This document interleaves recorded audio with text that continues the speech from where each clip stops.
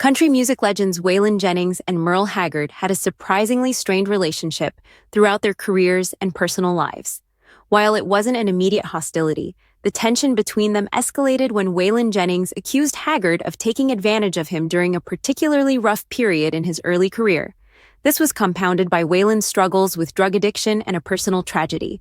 In his 1996 autobiography, Waylon, an autobiography, Jennings recounts a tragic event that occurred during his early years in the music business. On February 9, 1960, as his band traveled to a show in Peoria, Illinois, they were involved in a serious accident. The band was in a pickup truck with a sleeper compartment on top. As they approached an old steel bridge over Kickapoo Creek, the icy conditions caused the truck to slide, and the sleeper was shattered. Walter Chuck Conway, a bassist who had joined Waylon just 11 days prior, was killed in the accident.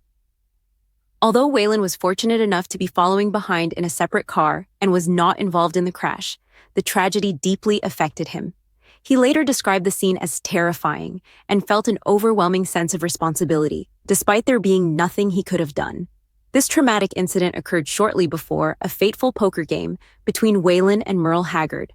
According to Jennings' autobiography, Haggard and his manager, Fuzzy Owens, invited him to a poker game and ended up winning a substantial sum of money, about $4,000 or $5,000. Jennings felt that Haggard and Owens were there with the intent to take his money, leaving him feeling betrayed and resentful. He noted that although he respected Haggard's talent as a singer and songwriter, their friendship never recovered from that night. Waylon's reflection on this incident reveals his disappointment and sense of being exploited during a vulnerable time. Despite the personal conflict, both Waylon Jennings and Merle Haggard went on to have illustrious careers, leaving behind a lasting legacy in country music. It's a shame that their professional fallout prevented us from hearing a collaborative track between these two iconic artists, which could have been legendary. We'd love to hear your thoughts on the story in the comments below.